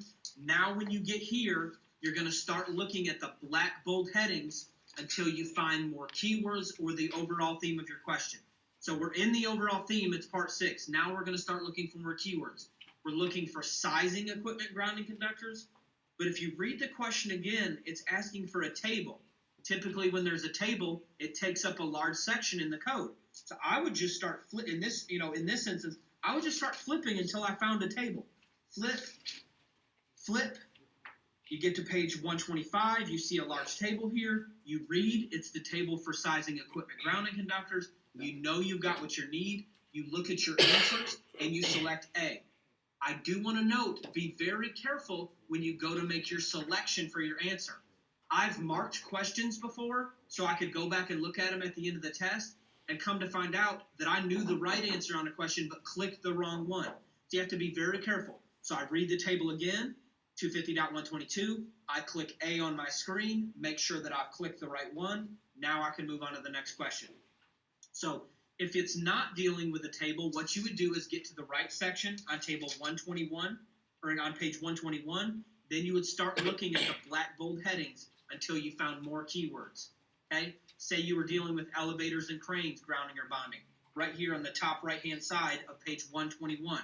You see E, elevators and cranes. Say that elevator is another keyword inside of your question. Then you start reading, and you're likely going to get your answer right there. So that is another method. You're going to find 75 to 85% of your answers using the index. You can find another 10% using this method. And then we're getting ready to show you another method. If you cannot find the answer using those two methods, you're going to use the next method. Let's check it out now. All right, guys, now let's use the reverse lookup method. What table would you use to size an equipment grounding conductor? So what you're going to do when you cannot find the answer using the keyword index process or the table of contents method, you're left with trying to use the 4 answers, the possible choices that you have, and work backwards. This is your last ditch effort to find the question. This method takes longer. That's why you wouldn't use it all the time, and you can't use it all the time because you may not be able to look up the specific question. But often if it's giving wire size numbers or breaker size numbers, you can work backwards, or code references or anything like that. You can work backwards through process of elimination until you find your answer. I always recommend doing A, B, C, D right in order unless you've discounted one of those as one that you know is not the right answer. So we're going to start with A. So we're going to head to 250.102. So we literally start flipping through the codebook, get in article 200, head to 250. In the top left hand and the top right hand of every page, depending on what page you're looking at, it's going to say what article you're in, what section you're in. So head to 250, start flipping until you find 250.102. So I want to make sure everybody's clear on that. For instance, on your book, in your code book, where you are, hopefully, should, on the top right-hand corner or left-hand corner, it should tell you where you are. So when you flip it through, like this number, you do that, right? Like this number right here, it tells you where you are, right? So you got it? So this number is going to always tell you where you are.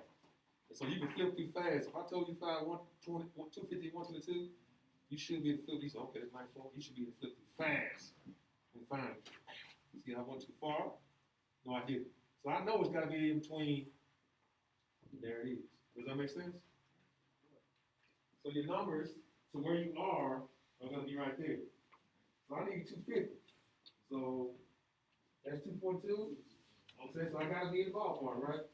So look here, bro. You 250.4. I need 250.122. So I'm gonna keep flipping. Keep going. So that's 20. 28.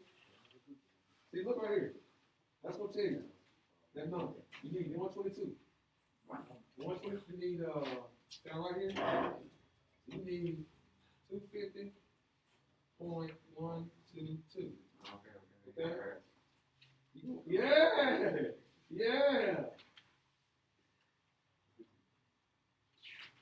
Fast, right? You got it, right, Sean? The numbers? You guys got it? Yes, sir. You sure? I'm positive. So much your friends, hurting. The numbers? I'm looking for an index. No, there's index. That's how I Like do it. on your own. This is the number I look at. I don't look at the page EQ. numbers. Oh, okay. See, Okay. page numbers. EQ. Okay. And then size.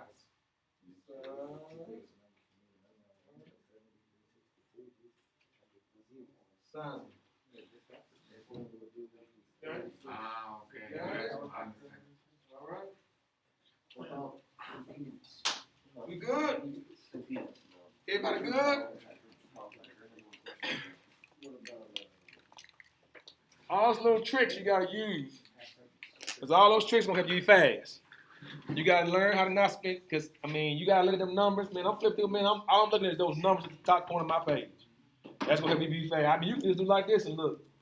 Just flip through and look. That way you ain't gonna be going. That's time consuming, right? All right. That table, and then just read the title. Grounded conductor, main bonding jumper, system bonding jumper, and supply side bonding jumper. That is not what we need, so we know A is not the right answer. Now we're going to head to B. It says table 250.66. So we flip until we find page 116, bottom left-hand corner, 250.166. We read it, grounding electroconductor for alternating current systems. Sounds very similar, but we look at our question, it's wanting equipment grounding conductors. Okay, so we have to still look. Now we go use C, okay, and we're going to flip and find 250.122, flipping through the code articles. When we get there, we find it's exactly what we need, minimum size equipment grounding conductors. So that's the last method that you would use. You'll use your 4 possible choices and work backwards until you find the correct answer. So I just want to note that this method does not always work, but sometimes it does, and it's just another feather in your hat for looking up answers. So I really appreciate you guys. Like and subscribe. Comment below if this is helping you, and any way that I can help you in life or business, please let me know. Just email me at perryhyder@gmail.com. I'll do anything I can do to help you. You guys take care. See ya. Hey, guys. Questions? I mean, that right there literally is all you got to work with in practice. I mean, there is no other secret unless somebody else got one. You got one, I want to hear it because I want to know myself. There is no other secret, guys. It's going through as many questions you can and practice finding that question, to answer that question fast. That's all you got to work with. There is no other secret. Okay? Any questions? All right. Well, let's look in the workbook here. See how y'all do. Look in this old workbook. Sign up for this class because I thought there was going to be super secrets.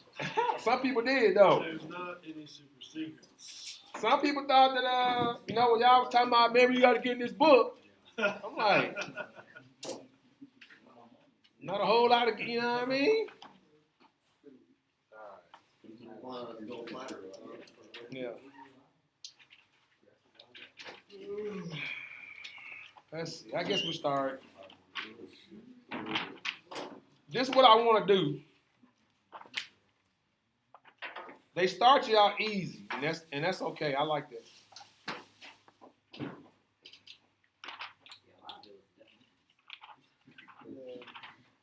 What page it starts off on? I forgot. What? 420. 420. I know these were maybe simple, but they're gonna work you into the hard ones. Okay, so if y'all good though, we can go on. If you good, I would like to go through these guys and just go through the process because everybody ain't on the same level. Trust me. So we look at page 420, question 1. All right. Am I still on? Make sure I'm still on. Because I know I got some people. I'm about to try to do this recording here. Yeah. This is on the Skype thing? No, actually, this is going to be a video. I'm going to try to upload this on YouTube. Okay, gotcha. I'll try to send you the link. Okay, so question 1 on page 420 says the largest amount of current capable of being delivered at a point on the system during a short circuit condition is defined as blank. So when I look at that question, there's a couple things that pops out to me. Because I've been doing this for a while, I know this is a definition question. Because all the options are definition, right? But the key words for me, what would you say the key words are? Jesus on number 1. For me, it's current. What current? I don't see current. All on the answers. Well, you want to look in the question. That's the way you find your key words in the question. All right. So what are the key words in the question? The largest amount of current capable. Yeah. And what's the other one? Yeah, Short circuit condition. Everybody agree with that? If I was you, if I was new to this, I would highlight every time we look up keywords. You should highlight those because and don't get me wrong, you be like, well, man, when we get to the test, we ain't gonna be able to highlight the computer. No, but when you practice highlighting your keywords, when you see them, they're gonna pop out at you. When you see that computer, they're gonna pop out at you, man. You're like, man, it's almost like I'm highlighting. They're just gonna pop out. Okay, so the large amount of current is your keyword and short circuit condition. So when I start looking up these words, because that's what I'm gonna look at, I'm gonna start looking up these words one by one. Okay? He said in the example that you can start with A and work your way down. So let's look up objectable current. Is it in there? Is it in there? Is that in the definition? So I'm gonna go to 100 because I know that's where definitions are, right? And I'm gonna look up objectionable current and see if I even see it in there. It's not even in there, right? Okay. I don't see that one. I'm looking at excessive current real quick. Excessive current. EX. It's not in there either. Right? Then I'm going to go to induced current real quick. Induced. It's not in there either, right? Last one, I'm going to look up fault current.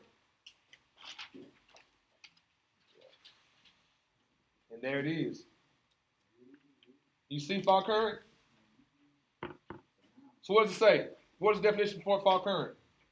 The current delivered at a point on the system during a short circuit condition. Okay.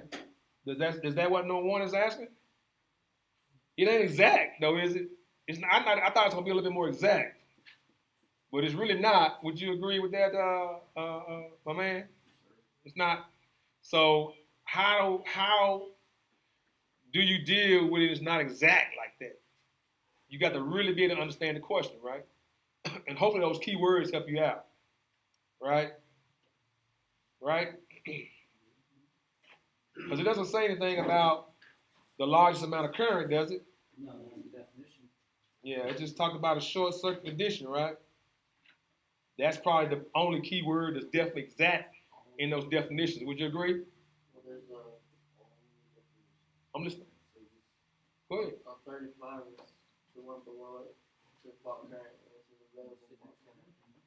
And this is a word for word. Oh, okay. Okay. There's another one down there. I'm sorry. Thank you for that. Y'all see fault current around it that says fault current available. It's exactly. Y'all see that? I missed that. Yeah, I didn't catch that. Check that out. I might highlight that boy just because I missed it. Just that. It's exactly dead on. You see that? Yeah. It's dead on. Exactly. Right? Y'all got it back there? Y'all good? Yeah, he's showing him. Okay. 100 to 110.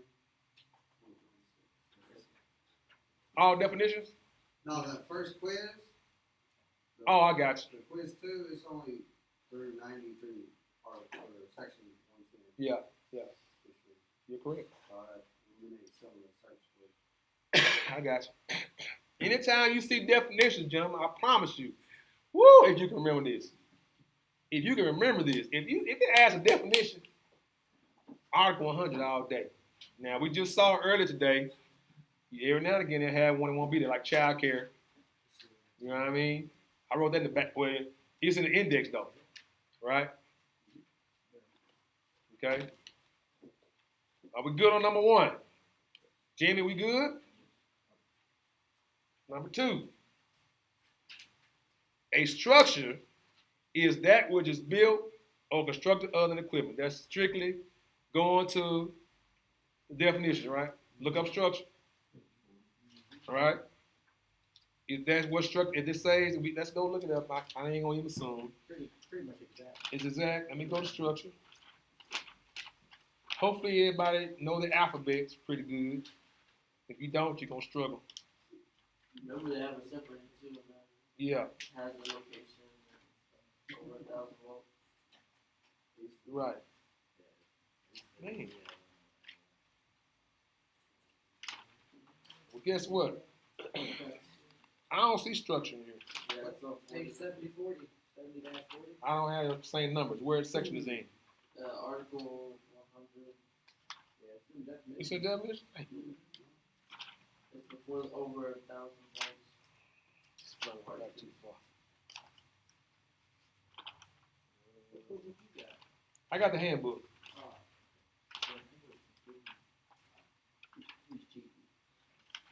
Yeah.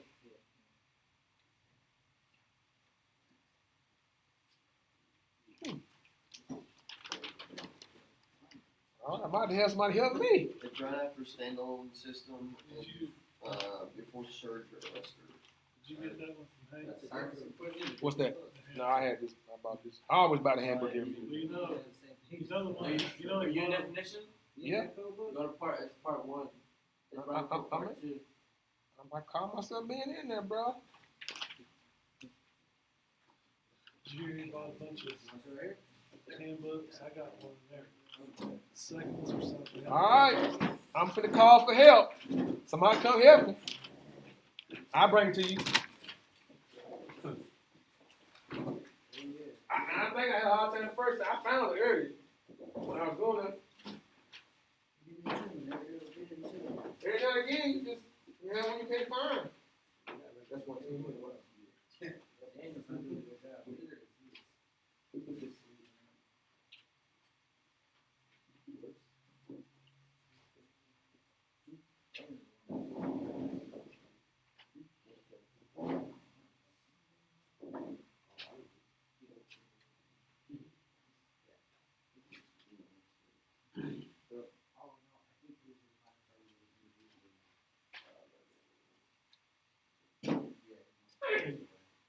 I've played this thing about 3 or 4 times, bro.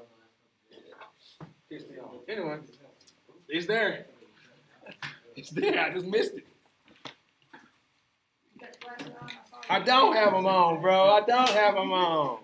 You're so right. You know what I mean? I don't have it on. I'm gonna highlight that boy because that's the second time I tried to find it. I couldn't find it. I was doing a little homework. I couldn't find it either. I had to just keep coming back and forth. Okay. So in a question like that, I mean, it's pretty much just going straight up. Okay, so I'm gonna skip over a little bit. Oh, here's a good one. Number 10. The word earth, Brett, the word earth best describes what NEC term? Okay, so first, what's the key word? Earth. That's it. So I'm gonna look on the bonded, grounded, effective groundfall path, and guarded. I'm gonna look up all of them. Now listen, in my mind, I'm gonna look up the one that makes most sense to me.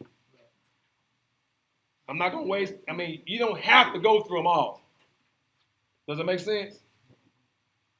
Because guarded is probably not one of them. Would you agree? Would you agree that guarded could not be referring to ground? That's pretty much a no-brainer. Would you agree? Bonded, probably not. Effective ground, fall pad, maybe, but grounded seems like a better. So I'm gonna look up grounded first. Okay?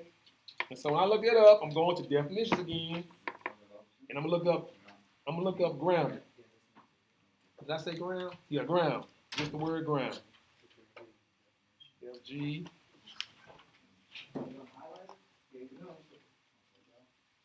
And there it is. It says it. Ground means the earth. It's right there. Anybody need a highlighter? Y'all got highlighters? Y'all good? Anybody good? I'm sorry? Yeah. But you learned, when you in apprenticeship program, that's why you were. Yeah, you learned about definitions. First thing. All right, let's skip over. So that was a good one. Let's see. Okay, let's look at 11. So 11 says a blank is an accommodation with two or more continuous rooms comprising a compartment that provides living, sleeping, sanitary, and storage. Okay? So what's the key words? I would probably add accommodation with two or more continuous rooms that provides living, sleeping, sanitary, and storage facilities. I would highlight those and I would start to look. Okay? I would start looking up guest room, guest suite. Now, yeah, I was gonna say. It talks about the sanitary and storage facilities. Yeah. Plus, it says two or more continuous rooms. So I would say that a guest room is probably not it. Okay. So I would probably B, C, and D probably could. I would probably look at those, but I would start with guest suite. Okay. FG. I'm right here. So you look up guest suite, it says an accommodation with two or more continuous rooms comprising a compartment with or without doors between such rooms that provides living, sleeping, sanitary, and storage facilities.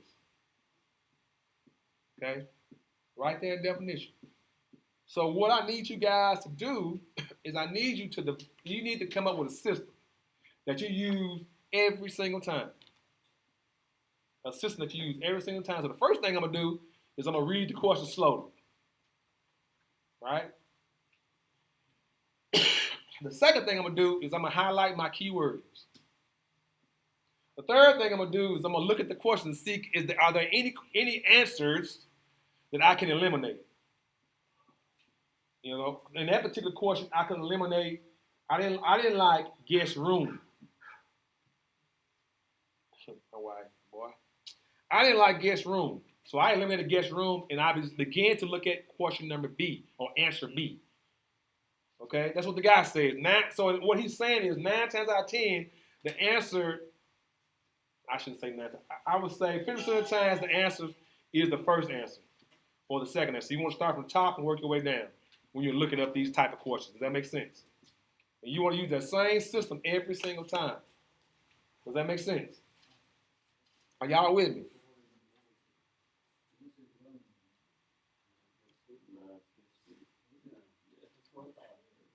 Y'all good? So immediately, I didn't like guest room because it says multiple rooms. So a guest room probably wouldn't be that definition. You know what I'm saying? So I like guest suite. I like dwelling unit. Okay. Single family dwelling. Okay. Maybe. Y'all got that? Yes, sir. Number 12. Okay, we'll read that one. Everybody good on 11 though. We good on 11? Jimmy, you good? We good on 11? Okay. Are we good on the age? Are you good? Yeah. Hey, do you have a 2020 codebook? No, guess what? Here's a 2020 you can work with if you want to today. Okay, cool. All right, so we good on 11. So he said he want to go to 12. Y'all ready? I looked up the definition. Yeah, So- he couldn't find it. Who could? Because he didn't have it. He had it right. Okay. Oh, so that's why he couldn't find number 12. Yeah, it's Okay, it's cool. new definition. Okay. Okay. No, my wife. Oh. See, she be messing up, bro. She supposed to put fruit in my lunchbox, but she don't get up early enough. And so every time she have to bring fruit wherever I am, she want to put it in my lunchbox. She's here. I think she is. It's break time almost. Yeah, break in 5 minutes. She's like, please unlock it.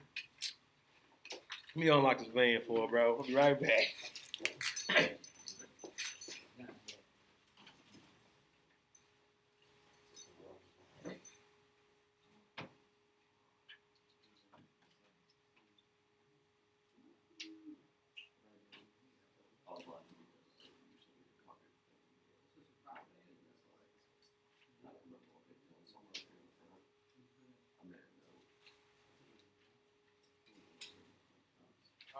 And I'd be like, just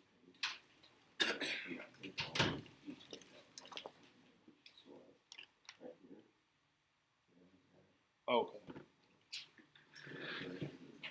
All right, let's find another one. How about number 18? Let's do number 18.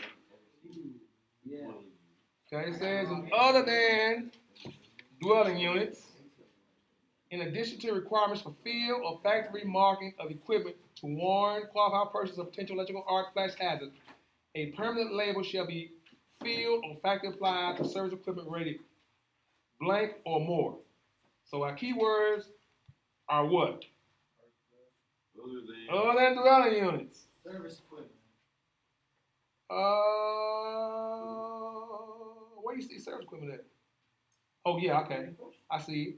Okay, service equipment or okay. I like permanent label.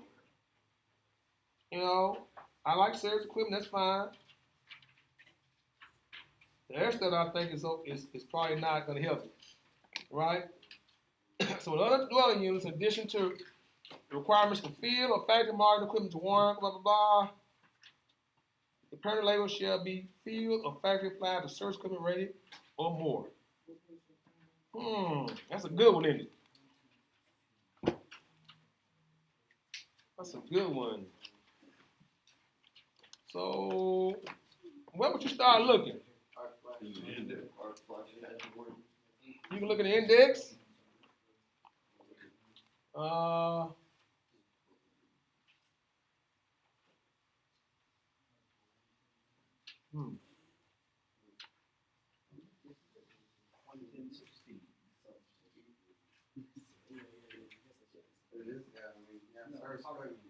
Service equipment is the real keyword. I'm sorry? Service equipment would be the real keyword. Okay, I go with that. I mean, you want to have. Well, actually, it's arc flash. You want to have multiple. Don't feel like you got to have just one. You know what I'm saying? 11016 talks about arc flash hazard, and then right below it says service equipment.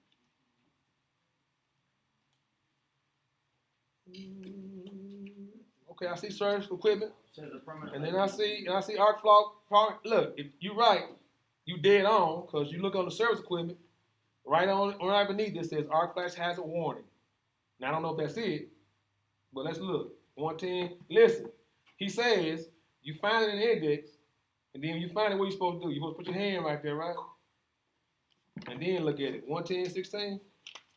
Is that it? Yes. You got that, Jimmy? Okay. There it is, 1200 amps. So once I find out, I can let that hand go. I had to think about that myself. I had to think about that for a minute. I ain't gonna lie. Where did I find that at? But that key word, highlight that key word here. All right. So we gonna look at the index. You found it, bro? So the index, you found it? This is the answer. Now listen, this is what I want y'all to do from now on. Because y'all helping people that y'all giving the answers out, and I need to make sure everybody can find it for themselves. So when you find the answer, just, I know you want to tell everybody. Just chill for a minute. Chill. Till everybody find it, and then we'll get the answer, okay? All right, what time is it? Is it break time yet? Close. Y'all want to take a head or break? Or y'all want to wait? We can still do one more question real quick. One more? Okay, let's see. Find a good one here. Is there anybody found a good one? Yeah, 32. 32. Let's read it first. Examples. Oh, here's a good one. Examples of approved means of achieving terminal connection torque values include torque tubes or, that's a true or false question, bro. Oh, anyway. Okay. Or an experienced qualified person that can demonstrate that the proper torque has been applied. So examples of approved means, examples of approved means of achieving terminal connection torque values. Terminal connection torque values include torque tubes or experienced qualified person that can demonstrate the proper torque has been applied. So what is the key word? Torque. Terminal connection torque? Okay, let's start there. So let's look it up. Please call your answers. Please.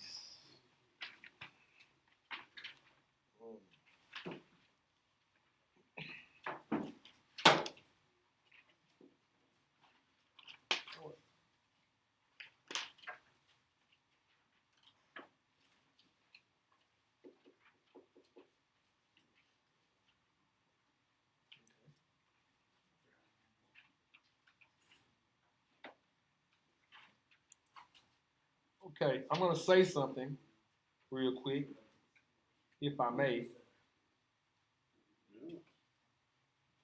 I do not see the word torque. Is that fair? Okay. So since I don't see it, then I'm going to start looking up terminal. Would you agree with that? And I do see terminals. I do see connections under terminals. Okay? So I'm going to look that up real quick. I'm going to keep my hand back here.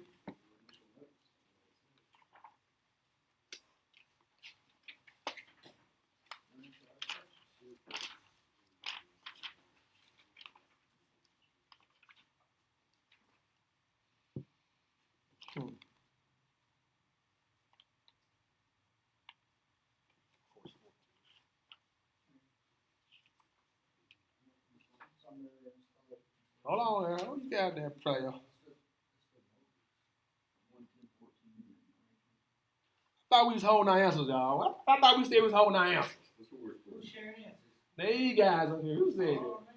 I did, but I was just telling y'all where to find it at. That's how you find the answer. We want to give everybody else a chance to find too, bro.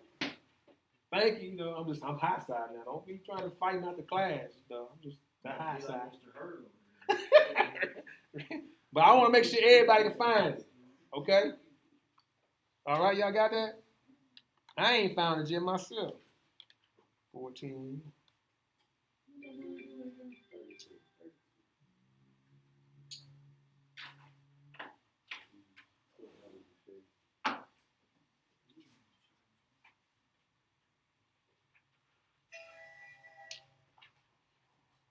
Okay.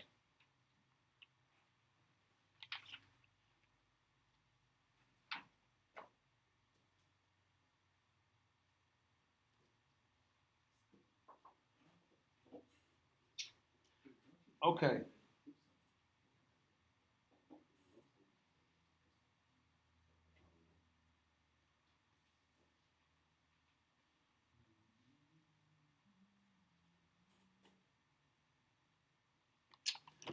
And y'all said y'all saw it in 110.14. Yes, sir. Okay. Let me look further. Maybe I'm missing something here. Oh, there it is.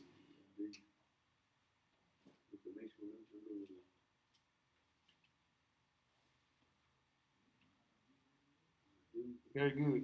It's highlighted in my book. Is it highlighted in y'all's book? Yeah. Okay. All right. So it's break time. Now when we come back, I don't want you to give the answer out until everybody found it. Did you find it, Mr. Jimmy? I want to make sure everybody can find it. Okay? Let's go. I'll see y'all back for 15 minutes.